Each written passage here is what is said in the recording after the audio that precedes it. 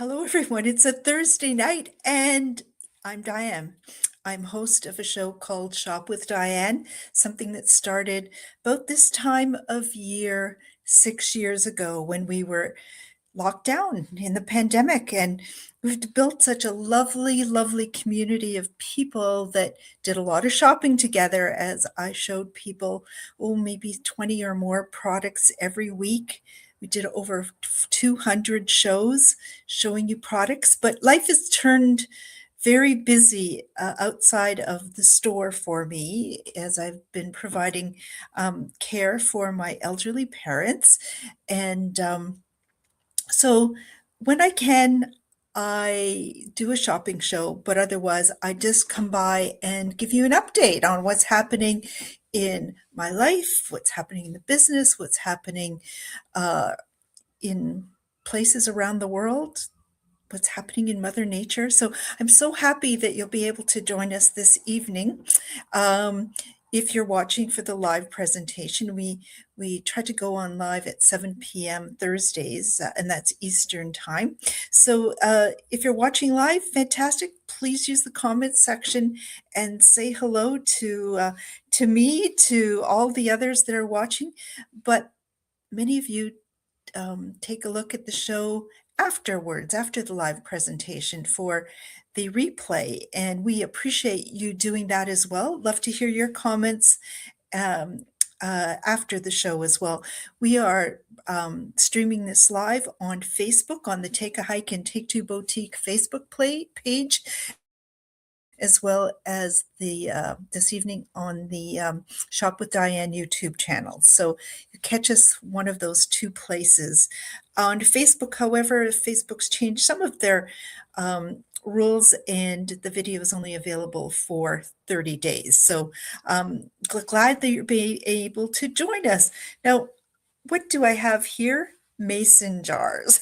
And I don't know, I have a attraction to mason jars, and perhaps it's part of having grown up in a family where my mother and my grandmothers were of Ukrainian heritage. We've had farms in our family, and there was a lot of canning and preserving done. And uh, we have in our family the mason jars that my Baba used. Oh my goodness. My God, almost 100 years ago. and and or some of those jars are 100 years ago. Others are newcomers, but as we cleaned out my parents' home, they moved from the country into the city about a year and a half ago into assisted living seniors residence, and we didn't leave the mason jars behind. They are all boxed up, and we're looking for new uses for them. So I'm going to talk a little later about some mason jars and a product that I'm experimenting with. I'm not carrying here in the store at the moment, but I might. So listen, I see my mom in the comments section saying hello, and there she is. My mom is Elsie. Hi, Mom. Good to have you on board. She is truly one of my biggest fans, maybe my biggest fan in life.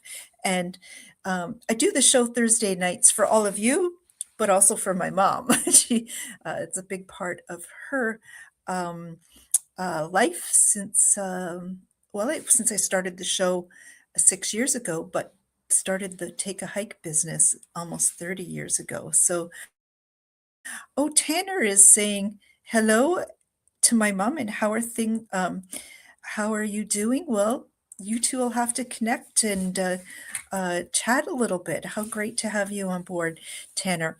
So I'm here in Thunder Bay, and Thunder Bay, for those of you who might be watching for the first time and not from my hometown, I am here in Thunder Bay, Ontario, on the north shore of Lake Superior, not too far from the Canada-US border, where we're close to our friends in Minnesota there.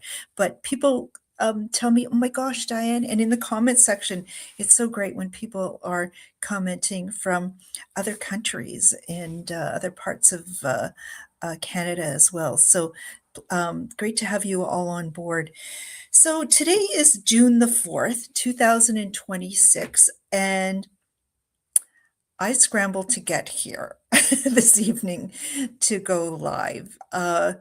As many of you are who have done some family caregiving with elderly, even younger people, life is so unexpected. So I don't know what I'm going to be dealing with on a daily basis. Kind of reminds me of running the store over 30 years. Never knew what was going to transpire each and every day. So this week has been um, just making myself available to um, what my parents have needed. And my dad, who we just sort of figured he's 100, but 100 and almost two-thirds he is, but he's needed a lot of my time and help this past week and today as well.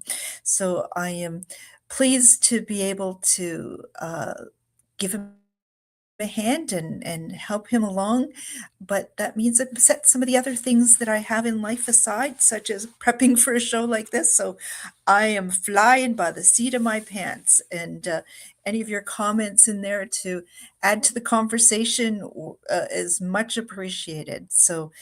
Um, so June is Father's Day coming up on June 21st. So um, I am still blessed, as I said, to have both my parents, my dad over 100. Oh my goodness. But it's a special day to celebrate the men who help to raise families and be supportive, whether you're the real dad or this dad who's stepping in or just a male who's influenced in a positive way the lives of children, whether they're young children or adult children. It's to say thank you to those special men in our lives. So uh, we have Father's Day coming up on the 21st. It's Indigenous Peoples Day, National Indigenous Peoples Day here in Canada, where the Native culture is celebrated, and opportunity for us to learn more about our country's history and the contribution of the Indigenous people.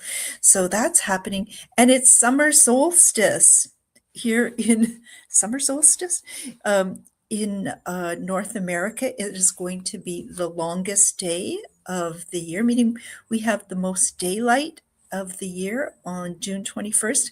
Last week's show, I shared with people how much daylight here in Thunder Bay we can expect, because uh, our evenings we get blessed with a lot of sunshine in the evenings. So we have sunset sometime just after 10 p.m. on summer solstice. But from the time that the sun rises in the morning to it sets, we get over 16 hours of daylight on June 21st. And how does that compare to our shortest day of the year? So in North America, the Northern Hemisphere, that'll be December 21st, I believe it is. And we're only going to have just a little more than 8 hours of daylight. That's shocking to me to know how little daylight we have. And our friends who might be watching from the Southern Hemisphere, you'll be celebrating the start of winter. But here we're so excited to have summer fast approaching. So that is on the horizon. Some folks have asked me, hey, Diane, you still have a lot of beautiful clothing available, things that you can't find anywhere because retail has changed. There are fewer and fewer stores. Quality is questionable, but I've been able to offer quality clothing that people make great use of. And many of you, if you're like me, but I know many of you have items from the store that have uh, been your favorites for 5 years, 10 years, 20 years, some of you 30 years. Now, that is really good on the budget because those items just keep going and going and going. It's good for the environment too. And I still have a bunch of clothing. When am I going to be open to have you come and purchase it at 50% off? And if you buy 5 pieces, 60% off? Well, I don't have any dates set, but if you can gather up 5 of you and want to give me a shout, I'll open the doors for you here at the store for your own private little shopping experience with those great um, pieces of clothing at great below cost prices. So let me know. I don't have any fixed times for uh, individuals to come by, but stay tuned. I'll post those on Facebook when those dates are put in place. It's kind of hard, as I said at the beginning of the show. You don't know what you're going to need to do on a daily basis. It's really hard for me to make commitments and ahead of time. So I know you understand, and I do appreciate that. So, what was I going to show everyone? Well, one thing is this past week, I have been doing all sorts of, whenever I can, get out into the garden. I think it was a couple weeks ago that I was able to head out to do some planting at my parents'. They're fortunate to have a walkout patio and a little garden bed outside their suite. So those plants have been planted. I visited numerous cemetery plots and did the plantings there and been back to do some watering. Got my vegetable garden in just outside the store in raised garden beds, and I've dug up another garden bed that had last year been neglected. It was a busy year. And did a little bit of weeding, so I'll be planting some additional flowers there. Whew, it's been great to get out there and see what progress I can make. Have you been doing any gardening? Flower gardening, vegetable gardening, indoor gardening, or just admiring other people's gardens? Here in Thunder Bay, weather-wise, I know in Southern Ontario where people are watching from, the apple blossoms happened a long time ago. Well, here we are just getting the beginning of apple blossoms exploding on some of the trees that are out there, when just so beautiful. It's a great time of year. I did plant a few years ago some lilac seedlings, and this year it looks maybe they're about 4 feet tall, but they're going to be providing some beautiful lilac blossoms. Maybe next week's show, they'll be out. I'll have to have them on display. I last year and the year before did make lilac tea and lilac jelly.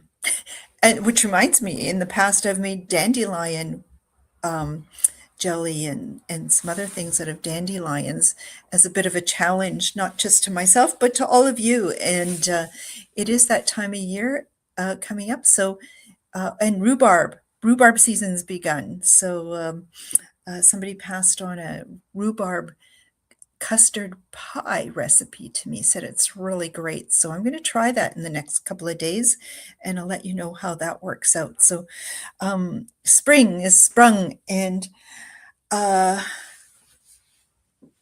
one thing I'm experimenting with is that at Christmas, my business, recognizing that a number of people living in the retirement residence where my parents are feeling kind of down about the holiday season. And I kind of was too, because historically, people would shop in stores and they'd love coming into my store. Families would come in and we would help them find the perfect gift for all their family members, for children, grandparents. It was such fun, but that doesn't happen any longer. And I kind of was missing some of the Christmas spirit. But thought, how do you find the Christmas spirit? You help people, you spread joy. So through my business, I was able to purchase poinsettia plants for each of the residents, but we surprised them in the middle of the night. I had some of my family members join me, and we quietly at night set out these poinsettias outside of each of the residents' rooms. So when they woke up in the morning and opened the doors, going to the dining room or wherever they were headed, the halls were lined with poinsettias. Some of the residents have told me that their poinsettias are still alive. They keep going. My parents had a poinsettia as well, and what started to happen, not just it had the red blossoms, which are leaves actually, but uh, it started to grow new green leaves. So it was getting a little scraggly looking red leaves, um, green leaves, and we didn't know what to do it. So just the other day, I researched, like, what do you do to continue having your poinsettia grow? And I was kind of shocked by it. And here's my parents' plant was quite tall. And here's what it looks like today. Look at that. So, what I've learned in May, kind of May, where here we are at the early part of June, what you would do is you'd cut back the plant to something like this, and then put that in not direct sunlight, but in sort of a sunny but diffused sunny situation for several months into the fall, and it should be growing, setting off leaves, and I'll have to give you periodic updates on whether it grows anything. And then comes September, you're supposed to have it experience uh, maybe about 12 hours of darkness each day. So whether you pop it into a closet or put a box over top of it, we'll see if I can manage that kind of upkeep. And that will make the poinsettia believe that we're changing seasons, and and maybe by Christmas we'll have a new poinsettia. Stay tuned, because this hardly looks like I have a green thumb. This looks rather tragic. Anyways, one thing that I started the show showing off some mason jars, knowing that mason jars have been in our family for a long time. I love mason jars. And there was a product at a gift show that I attended few years back that really interested me. I don't know if it's the exact same brand, but I have hundreds of mason jars, and thinking, well, what can I do with them? And this is a product called Mason Genie. It's backwards, right? Or is it forwards? Mason Genie. So I just got one for myself to experiment with. And what this is, let me backtrack a bit. If you're like me, and I don't think I'm too different than most people, that unfortunately some things go bad in my refrigerator, whether or out of the refrigerator, because I didn't eat the leftovers quickly enough, or I bought strawberries or raspberries I picked and they started to deteriorate or mold. Or I bought a bunch of bananas hoping that there would be near ripe when I get to the grocery store, but they're green. And so I wait for those to ripen up. If you buy a bunch, by the time I get to the last ones, they're past the ripeness that I enjoy. We throw out, unfortunately, a lot of food, which is costly. And so this Mason Genie is a way of helping extend the length of these foods, leftovers and fruits and vegetables that you want to prolong the shelf life of. And this is a vacuum that you put over top. I'm going to show you how to use it. I haven't really studied it much, but I did do an experiment when it first arrived. I had some ripe bananas 2 weeks ago, and I thought, you know what, I'm going to try this product. And here I haven't opened it yet, but I have chopped up banana that I would normally put on my cereal, chop up some banana and put it on my cereal in the morning. And I thought, I'm going to put it in the jar, have the Mason Genie take out the air, creating a vacuum, and see if we can extend the life. And I said to Debbie, who helps you out doing the books here at the store, I said, I'm going to do it and see how in 2 weeks what that banana is going to be like. So I'm going to open it this evening. But the Mason Genie, what you would do is actually, don't have a lot of space here to work with. But you would take a jar, and here's a jar and a lid that goes on, and you would put into it something that you would like to extend the length of.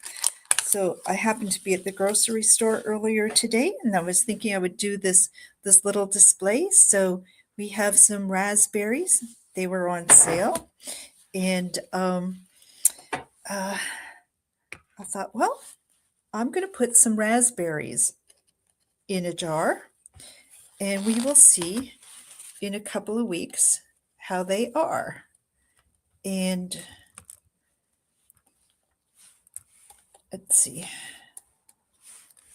So I'm loading this jar up with raspberries. If I'm not careful, I will have raspberries all over. I'm here in Take a Hike and Take Two Boutique, and just standing behind a jewelry counter where I have my computer right in front of me here. Okay, some of them are getting a little bit mushy.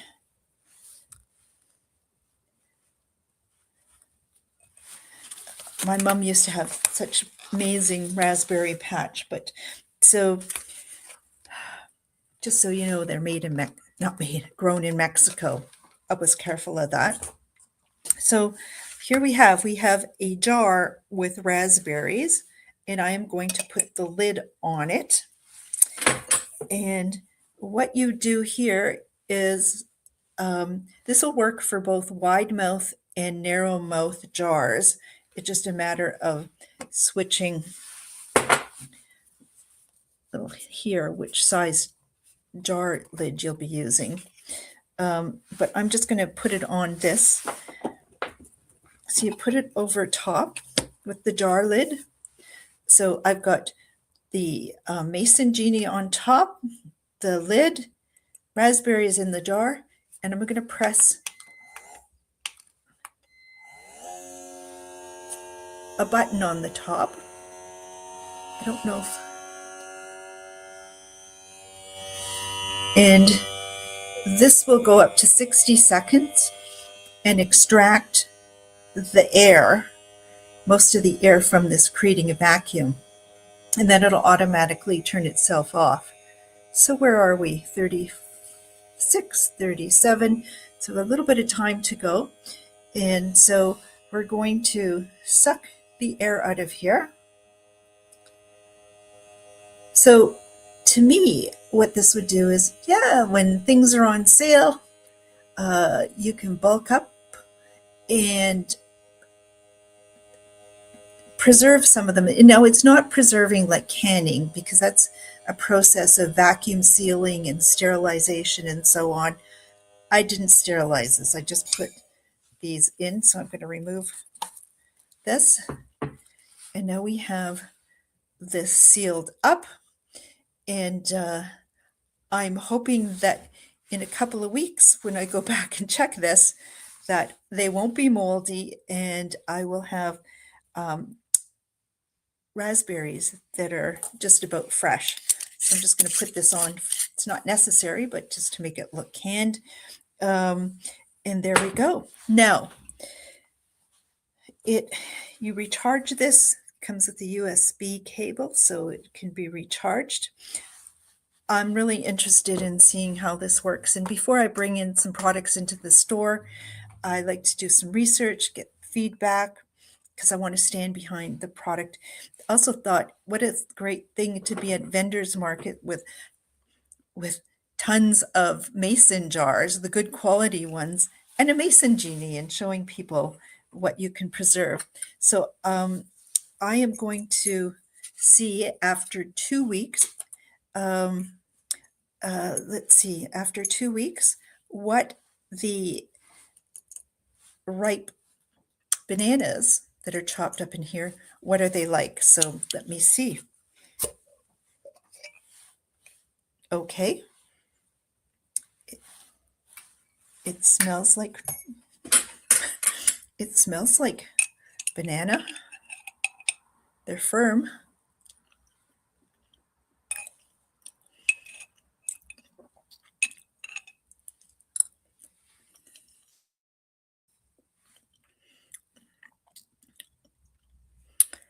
Well,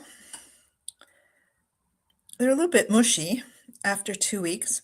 You normally don't store bananas in the refrigerator, so maybe that was part of it. But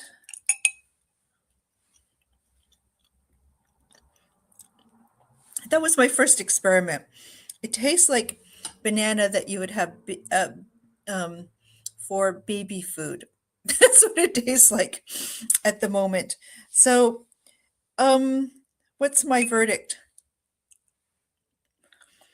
Well, there is no way that I would ever eat a banana that was ripe 2 weeks ago.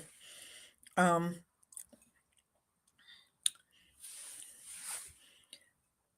think I should have checked this maybe in a week. But even getting an extra week out of your bananas is a great thing, because as Linda says, overripe bananas make the best banana muffins. Yes, they do, Linda. um, but I have so many ripe bananas in my freezer that I'm not using. I don't know what to do with it. So that is the Mason Genie, my first experiment. They look firm, but they're a little soft. I think I should have maybe had not tried to extend their life by 2 weeks. I'm thinking maybe a week. But as I learn these things, I'll be better able to share my experience with others. So we'll see how this goes with the raspberries. But I love the idea of making a stew, soup, what have you, and go rather than freezing things, instead put them in a jar and seal them up that way. But I've been thinking brown sugar could store better this way. Fruit like raisins.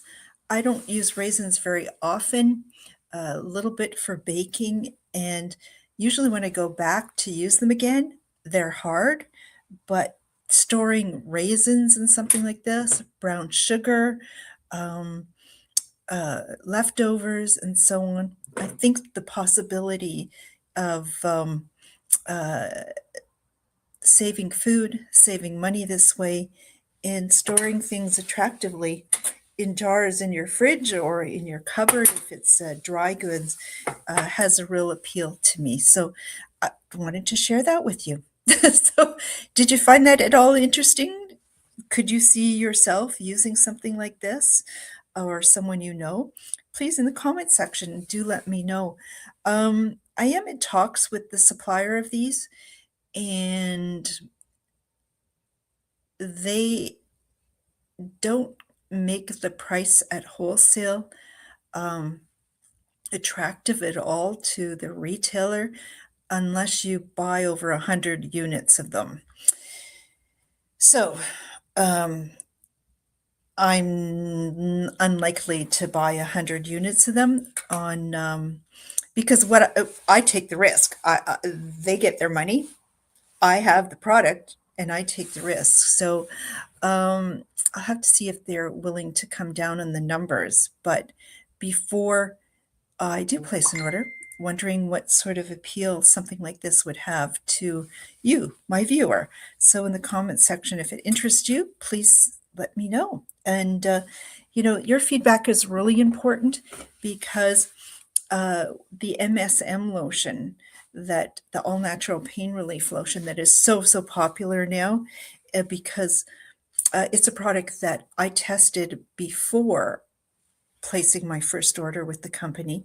I had some samples, had a number of you come by to give it a try on your arthritic parts of your body, your trigger finger, your back pain, your neck pain.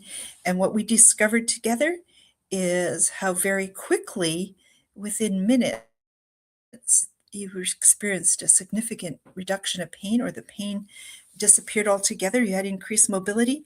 It was that kind of testing in advance of making the purchase that I had confidence moving forward with it. So I'm hoping to try this product out myself, but get your feedback. Pricing on that is going to be depending on, not sure, but it's, let's say, $60 plus or minus, not minus, probably about $60 price range or a little more. I think it's kind of cool. I do like the idea of storing food in glass as opposed to plastics, that more and more we're learning about microplastics, how they are in our food and our water. We're ingesting them. It's not good for us. So rather than storing things in plastic, and having as well as the chemicals leaching into some of the food that's stored in plastic, I think it's a safer way of storage. It's going to extend the life of a number of food related products, and we'll be healthier for it, saving some money along the way. So thank you. That's all I wanted to share with you this evening, is uh, other than saying to you, thank you for joining me this week.